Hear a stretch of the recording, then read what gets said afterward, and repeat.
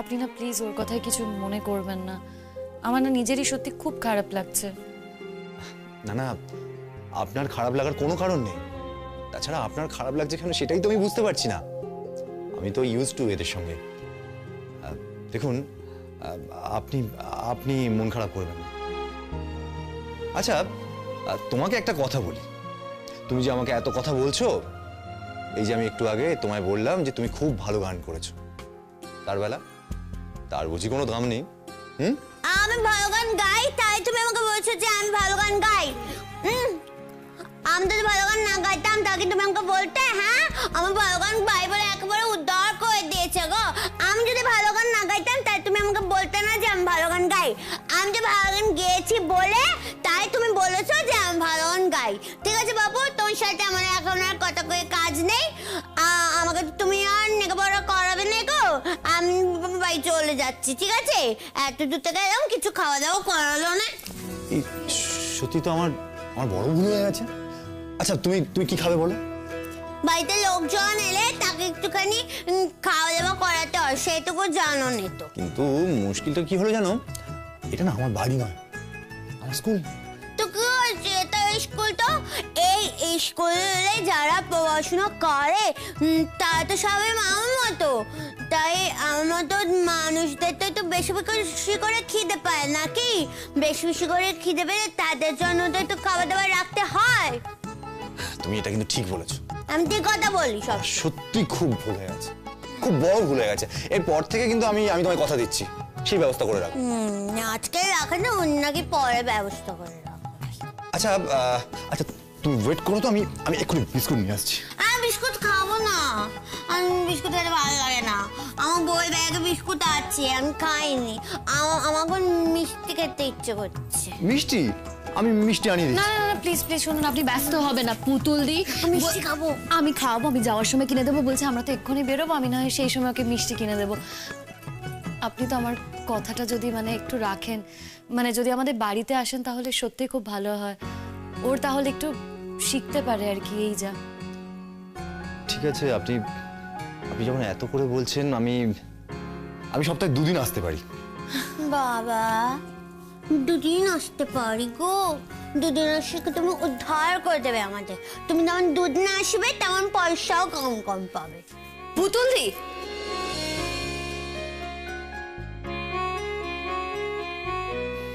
ঠিক আছে, আমি না হয় কম টাকাতেই কাজটা করব, কিন্তু এই কাজটা করতে গেলে তোমায় কিন্তু আমাকে হেল্প করতে হবে। আমি তো একা একা কাজটা করতে পারবো না, তোমার হেল্প কিন্তু আমার লাগবে। ধরো আমি তো আমার মতো কাজ করে বেরিয়ে এলাম, কিন্তু তুমি যদি কিছু শিখতে না পারো তাহলে কি হবে? পুরো ব্যাপারটাই চলে যাবে, তাই না? তাহলে আমি যে হোম টাস্কগুলো দেবো সেগুলো কিন্তু তোমায় করতে হবে। কি করবে তো? আচ্ছা, এইসব কথার তো আর কোনো প্রয়োজন নেই। দেখ, তোরা আমার কাছে একটা দাবি করেছিলি, বিশেষ করে মা। সেই দাবিতে আমি রাজি হয়েছি। এরপর আমি কি করছি, কেন করছি, সেই সব কৈফিয়ত আমি তোকে দিতে পারবো না। ইনফ্যাক্ট আমি কাউকে কিছুই বলতে চাই না, জানিস তো? আমি কেন বিয়ে করছি, কাউকে ভালোবেসে বিয়ে করছি নাকি কারোর উপরে রাগ করে বিয়ে করছি, কোনো কিচ্ছু আমি বলতে চাই না। এবং তোদেরও আমি বলবো এইসব নিয়ে আর আলোচনা করিস না, প্লিজ। তাহলে আর এত দেরি করি বা লাভ কি? একবারই তো যাওয়া যায়। কাল আমি তোর বোন যাচ্ছি যখন, তখন একবারই চল। মা, বললাম তো, তোমরা দিনক্ষণ ঠিক করে এসো, আমি রাজি। আচ্ছা, আমাকে একটা কথা বলতো, ওই মেয়েটা যদি তোর সঙ্গে দেখা না করে দিনক্ষণ ঠিক করতে না চায়, তখন মা দিনক্ষণ ঠিক করলেই হয়ে যাবে তো? ওরা তোকে চেনে, ওদের পরিবার তোকে চেনে, আগে দেখেছে। কিন্তু আগের দেখার এখনের দেখার মধ্যে অনেকটা পার্থক্য আছে দাদা ভাই। তখন একরকম ভাবে দেখেছে, আর এখন মেয়ের স্বামী হিসেবে দেখবে। দুটো কি এক হলো? অদ্ভুত কথা বলছিস তুই। আচ্ছা, আমাকে একটা কথা বল, আমাকে একবার দেখেই ওরা আমাকে বুঝতে পেরে যাবে? হ্যাঁ, এমন একটা কথা বলো, তা বলে কি না দেখেই বিয়ে দিয়ে দেবে নাকি তোমার সঙ্গে? ওদের মেয়েটা কি ফেল না? এত ভালো মেয়ে, এত গুণী মেয়ে, তা শিমুল ওর ধারে কাছে আসে নাকি? মা প্লিজ, এখানে কোনো কম্পিটিশন চলছে না। মানে কে ভালো কে খারাপ এই তুলনা চলছে না এখানে, কোনো মানে বিচার সভা বসেনি এখানে। তুমি শিমুলকে কতটা চেনো বলো তো? শিমুলের যা গুণ আছে তা অনেক মেয়েরই নেই, জানো তো। শোন দাদা ভাই, বউ হিসেবে পরিচয় দিতে গেলে কথা সত্যি যে শিমুল সত্যি খুব অর্ডিনারি। হয়তো ভালো নাচতে পারে, কিন্তু নাচ দিয়ে কি হবে? বিয়ের পর নাচের কি বা থাকে? এখন তো শুনেছি কয়েকটা টোগ্রাম করছে, কিন্তু ওই প্রোগ্রামের কোনো দাম নেই। আর এই মেয়েটিকে দেখ, পড়াশোনায় অসম্ভব ভালো, কলেজে চাকরি পেয়ে গেল বলে। ওর চাকরির পরীক্ষায় যা যা দরকার সব ক্লিয়ার হয়ে গেছে, যে কোনো দিন লিস্টে নাম বেরোবে, তারপর দেখবি চাকরির লেটারটাও পেয়ে গেছে। ভালো গানও গাইতে পারে। তুই কি বলছিস, এই মেয়েটার সঙ্গে সত্যি শিমুলের তুলনা করা চলে? উফ, আমি তো একটা জিনিস বুঝতে পারছি না, তোরা তুলনাটা কেনই বা করছিস? পৃথিবীতে তো আরো অনেক মেয়ে রয়েছে, তাদের সাথে তো তুলনা করছিস না। তোমার মাথা থেকে এটা বার করতে হবে যে শিমুল পৃথিবীর শ্রেষ্ঠ মেয়ে। এই জন্যই তো ওর ফাঁদে গিয়ে পড়েছিলে। শিমুলের থেকেও যে অনেক ভালো মেয়ে আছে, তারা যে তোমার যোগ্য আর তুমিও যে তাদের যোগ্য, সেই কথাটা তো মনে রাখতে হবে। তোমার মাথায় এটা ভালো করে ঢুকিয়ে নিতে হবে। মা প্লিজ, আচ্ছা তুমি কি চাও বলো তো? আমি কিচ্ছু চাই না, আমি চাই আমার একটা মাত্র ছেলে, তার জীবনটা সুখের হোক। মেয়েটাকে বিয়ে দিয়ে দিয়েছি, তোমার বাবা নেই, আমার আশা ভরসা সবকিছু বলতে তো তুমি। আমার সংসারটা ওই একটা বিবাহিত মেয়ের জন্য ধ্বংস হয়ে যাক, এটা আমি চাই না। এইসব মেয়েরা কোনো দিন কারো ভালো করতে পারে না। মা প্লিজ। আগে আমি দেখবো তুমি কেমন টিচার, তারপরে আমি সবকিছু বিচার করে দেখবো। আগে থেকে এত কথা আমি বলতে পারছি। একবার গাছে না উঠতেই এক কাটি। পুতুল দিয়ে এসব কি কথা হচ্ছে বলো তো? তুমি কিন্তু আমাকে খুব অপ্রস্তুত করছো। আমি যদি আর কোনোদিনও তোমাকে কোথাও নিয়ে আসি। এগুলো সবারই করছে গো, আমাকে নিয়ে আসতে হবে না তোকে কোথাও। বেশি বেশি একেবারে এইসবে দেখলো, এখনই একেবারে বরফ গলে একেবারে জল হয়ে গেছে। এত এত তোর এরকম করে কথা বলে কি আছে? এতক্ষণ না আমাদেরকে এখানে অপেক্ষা করিয়ে রাখলো, আমাদের কোনো মান সম্মান নেই গো। হ্যাঁ, আমি যে এখন এখানে চুপ করে বসেছিল, উনি যে আসছিলেন না, তার বুঝি কোনো সম্মান নেই গো? তোর বুঝি কোনো হায়া লজ্জা নেই গো? হ্যাঁ, খালি বড় বড় কথা বলতে এসেছে। দেখেছে যে একটা ছেলে মানুষ পড়াচ্ছে, অমনি খালি ননদটাকে ওদিকে ঠেলে দেওয়ার চেষ্টা। নিজেটা তারপরে দানা মেলে উড়ে বেড়াবে আর ননদটাকে খালি এদিকে ঠেলে দেবে। ননদের জন্য তোমার আর কোনো কাজই করতে হবে না। বুঝতেই তো পারছেন, ওর কথা না কোনো মাথা মুন্ডু নেই। ওর কথা প্লিজ ধরবেন না। ঠিক আছে, তাহলে আপনি আপনার বাড়ির ঠিকানাপত্র রেখে যান। আর ফোন তো আছে, আমি ফোন করে নেব। ফোন করে বাড়ির ঠিক লোকেশনটা আমি জেনে নেবো আপনার থেকে। হ্যাঁ হ্যাঁ, বলছি আপনাকে ঠিকানাটা পাঠিয়ে দেব, কিন্তু ফোনে যদি আপনাকে আমি ডিরেকশনটা বলে দিই না, আমার বাড়িতে যেতে সুবিধে হবে। তা কবে যাওয়া হচ্ছে শুনি একটু? রোববার? রোববার দিন ঠিক আছে তো? মানে তোমার কোনো অসুবিধা নেই তো? বাবা, আমার আর কি অসুবিধে? আমাদের কি বা দিন কি বা রাত? হ্যাঁ, আমি বাড়ি কত আবেশ কাছারিতে যাই যে আমার আবার সময় অভাব হবে। আগে তবু একটুখানি পাড়া বেড়াতুম, এখন বাড়িতে বসার পর থেকে তো আমার পায়ে বেরিয়ে পড়ে দিয়েছে, কোথাও যেতে দেয় না। শোন দাদা ভাই, তোকে আমি একটা কথা বলছি, কিছু মনে করিস না। দেখ, মা একটু ব্যাকডেটেড, তাই মা যে কথাগুলো বলছে তো শুনতে ভালো লাগছে না। আমি তোকে দুটো প্রশ্ন করছি। শিমুল যদি সত্যি তোকে ভালোবেসে থাকে, তাহলে যে স্বামীর সাথে ওর বনিবনা হয় না, তার কাছেও এতদিন ধরে ছিল কেন? তুই বল। তুই বলবি যে ডিভোর্স পাচ্ছিল না, ডিভোর্স পেতে সময় লাগবে। তো ডিভোর্স যখন পেয়ে গেল, তারপর ও বাড়িতে কেন আছে? আর তুই যখন ওকে বলেছিলিস অপেক্ষা করতে, তোর বোনের বিয়ে দিয়ে তুই ওকে বিয়ে করবি, 5 বছর অপেক্ষা করার সময় না, তখনও তাতে রাজি হলো না কেন? তুই বলবি যে বাড়ির লোক ওকে জোর করেছিল বিয়ে করতে। তো কি করতো? চাকরির চেষ্টা তো করতে পারতো। দাদা ভাই, ওর কাছে যদি তোর দাম সব থেকে বেশি হয় তাহলে ও কিন্তু তোর জন্য একটা চাকরির ব্যবস্থা করতে পারত। দেখ, আজকালকার দিনে অনেক রকম অ্যাভিনিউ আছে, হয়তো খুব ভালো চাকরি পেতো না, কিন্তু নিজের হাত খরচা চালানোর মতো তো কোনো না কোনো চাকরির ব্যবস্থা করতেই পারতো, কিছু না কিছু ঠিক জোগাড় করতে পারতো, তাই না? ও কি কোনোদিনও চেষ্টা করেছে? করেনি তো বল। ওর বাড়ির লোক ওকে বিয়ে দিতে চেয়েছে আর ও বিয়েটা করে নিয়েছে। তারপর তুই যখন ওর সাথে সম্পর্কটা রাখতে চেয়েছিস তখন ওর বরের সঙ্গেও থেকেছে, আবার তোর সঙ্গেও সম্পর্কটা চালিয়ে গেছে। দাদা ভাই, এটা তো ঠিক নয়। তোর জীবন নিয়ে ছিনিমিনি খেলার কোনো অধিকার কিন্তু ওর নেই। আর ওর বর ওর ওপর রাগ করবেই না বা কেন? ওর বর যদি দেখে যে বিয়ের পর তার বউ অন্য একজনের সঙ্গে প্রেম করছে, ওর বরের তো রাগ হবে, এটাই তো স্বাভাবিক। এতে দোষ কোথায়? দেখ, আমি কারোর দোষ দেখছি না, আমি কারোর অন্যায় দেখছি না এখানে।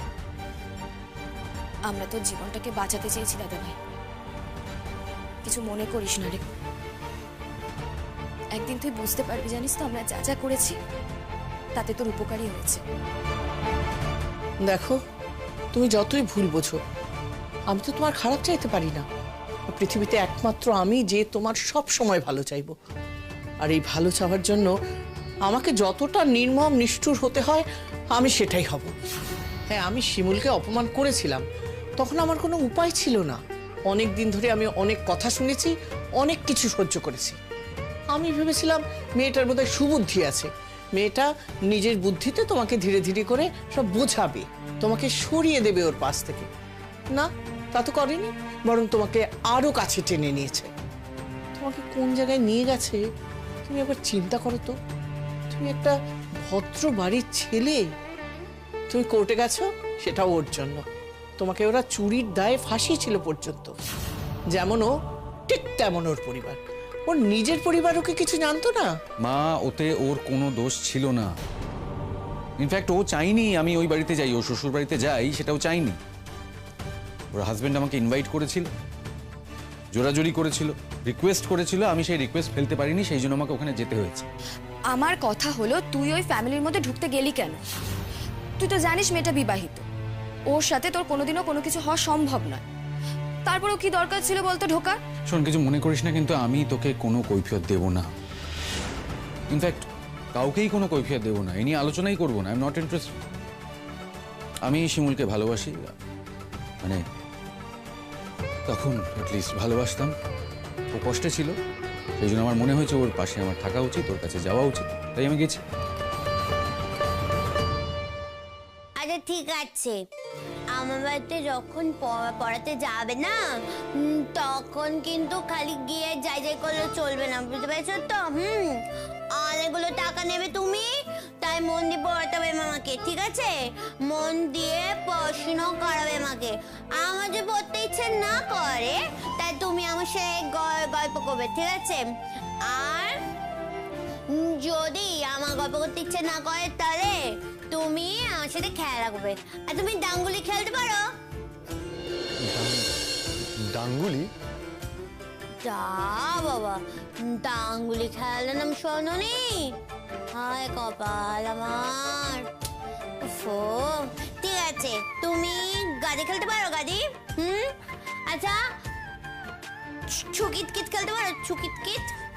তুমি তুমি একদম চিন্তা করো না, আমি সব খেলা শিখে নেবো।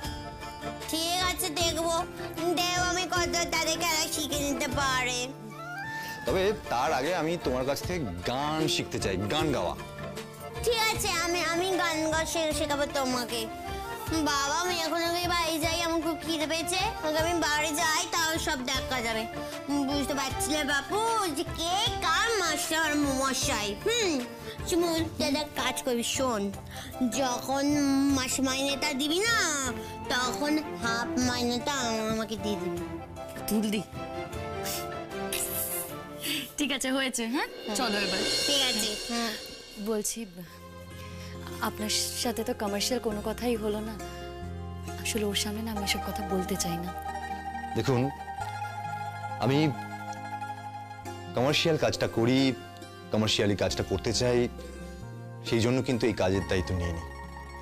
হ্যাঁ, টাকার দরকার সবারই, সেটা সেটা খুবই সত্যি কথা, কিন্তু জানেন, যখন একটার পর একটা কেসে একটু একটু একটু একটু করে উন্নতি আসে না, তখন মনে এতটা শান্তি হয়, আমি আপনাকে আপনাকে বলে বোঝাতে পারবো না।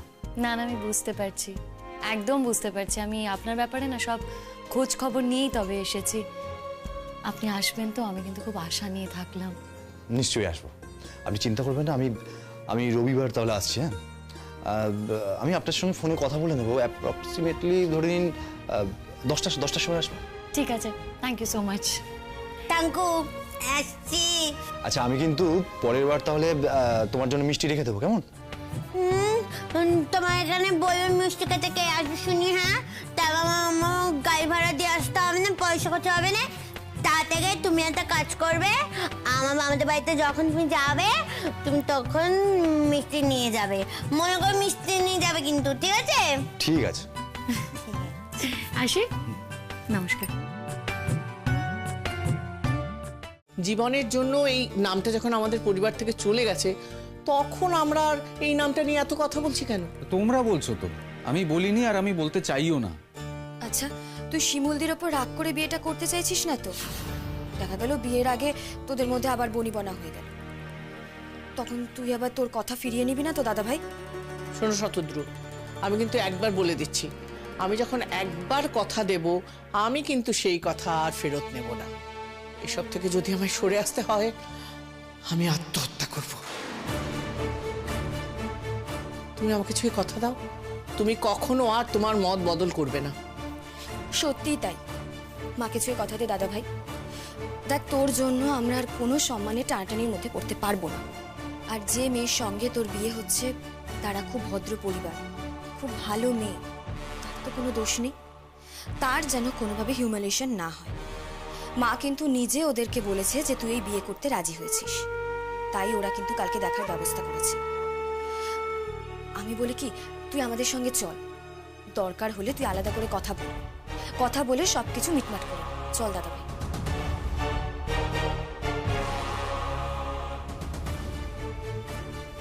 বেশ, ঠিক আছে। আমি তোমায় কথা দিলাম।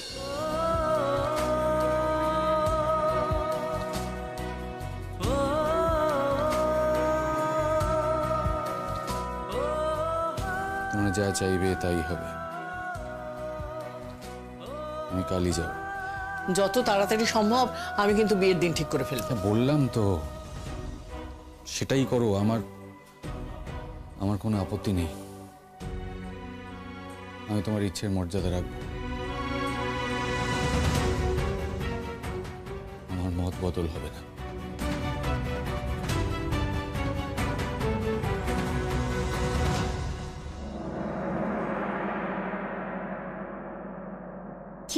আসুন আসুন, পুতুল দি, দেখতে পাচ্ছ? হ্যাঁ, সকাল থেকে রেডি হয়ে একেবারে বসে আছে আপনি আসবেন বলে। দেখুন না, স্নান টান করে বইপত্র নিয়ে রেডি, দেখতে পাচ্ছেন? আমি কোথায় রেডি হতে চেয়েছি, তুই আমাকে জোর করে রেডি করে দিলি মাস্টারমশাই আসবে বলে। জানি না কেমন মাস্টারমশাই আসবে, কেমন তারা পড়ায়, তার জন্য আবার আমি রেডি হতে যাবো কোন দুঃখে শুনি? দেখো দেখি কি কথা বলে না এই মেয়েটা। এই মেয়েটাকে নিয়ে আমার আর লজ্জার সীমা থাকেনি। আপনি একদম চিন্তা করবেন না। আমি ওর মা। বুঝতে পেরেছি। থাক থাক বাবা, থাক থাক, বেঁচে থাকো বেঁচে থাকো। আমি আমার বৌমার কাছে তোমার কথা শুনে খুশি হয়েছিল, তো তুমি যেখানে আসতে রাজি হয়েছো এ তো অনেক বাবা। বলছিলাম যে দেখো না গো, দেখো না আমার মেয়েটাকে একটু মানুষ করে দিতে পারো কিনে। এই মেয়ে আমার লোকের সামনে না আমার লজ্জা শরম বলে আর কিছু রাখেনি, জানো তো।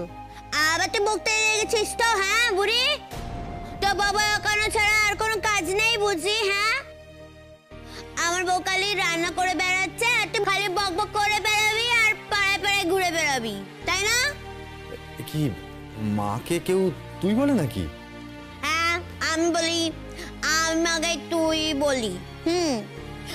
আমি হলুম গিয়ে এই বাড়ির গার্জেন। তুমি বেশি ফটোফটো করো না বাপু, বেশি ফটোফটো করলে আমি তোমারও গার্জেন হয়ে যাব। আচ্ছা ঠিক আছে, ঠিক আছে, আমি মেনে নিলাম আমার গার্জেনকে। কিন্তু গার্জেনকে মেনে নিতে গেলে তো আমাকে জানতে হবে যে গার্জেন কি কি জানে। তো আমি শুনি গার্জেন কি কি জানে। এই বউ, এখানে বসে পড়াশোনা করবো। পুতুল দিয়ে আজকে একটু আলাপ পরিচয়টা ভালো করে হয়ে যাক, পরের দিন থেকে না হয় পড়ার ঘরে গিয়ে পড়তে বসো। নমস্কার নমস্কার, বসুন বসুন, বসো বসো, তোমরা বসো। ব্যাপারটা একেবারে ওর ছুরি তোর বিয়ে হয়ে গেল। আসলে ভালো মেয়ে তো আর হাতছাড়া করা যায় না। আর আমার মেয়েও বললো মা শুভ কাজ যখন আর ফেলে রেখো না। আমরা তো অনেক দিন ধরেই তৈরি ছিলাম, আর আপনাদের ঘরে যখন মেয়ে আছে আপনারাও নিশ্চয়ই তৈরি আছেন, সুতরাং অসুবিধে হবার তো কোনো কথাই না। না না, ওর তো বিয়ের দেখাশোনা চলছিল, মনের মতন ছেলে তো পাচ্ছিলাম না।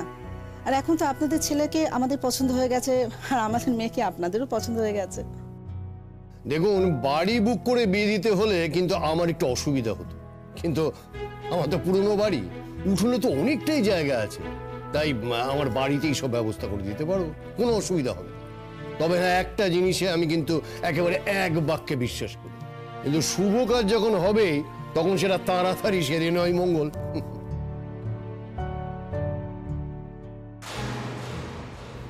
আচ্ছা ঠিক আছে, পুতুল যে গান গাইতে পারে সেটা তো আমি জানি, কিন্তু আমি বলছি কি পুতুল কি নামটা পড়তে পারে, কিংবা 1 2 পড়তে পারে, আর অ আ ক খ জানে?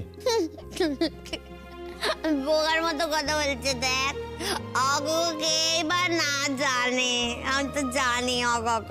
সে কি, অ ক খ জানলে তো পৃথিবীর সব কিছুই জানা হয়ে যায়। অ আ ক খ আর ABCD, যে এই দুটো জানে সে পৃথিবীর সব কিছু জানে। দেখ কি বলছে। আচ্ছা পুতুল দিয়ে অত কথা কেন বলছো? অত কথা না বলে তুমি যেটা জানো সেটা স্যারকে শুনিয়ে দাও না, তাহলেই তো হলো। এই শোনো, তোমাকে কি আমাকে স্যার বলতে হবে? ইচ্ছে হলে বলতে পারো, আমি যেমন তোমাকে গার্জিয়ান বলছি, তুমি আমাকে স্যার বলতেই পারো। আচ্ছা পুতুল দি, তুমি স্যারকে স্যার বলে না ডাকলে কি বলে ডাকবে? স্যারকে স্যার বলে না ডাকলে কিন্তু স্যার আসবে না।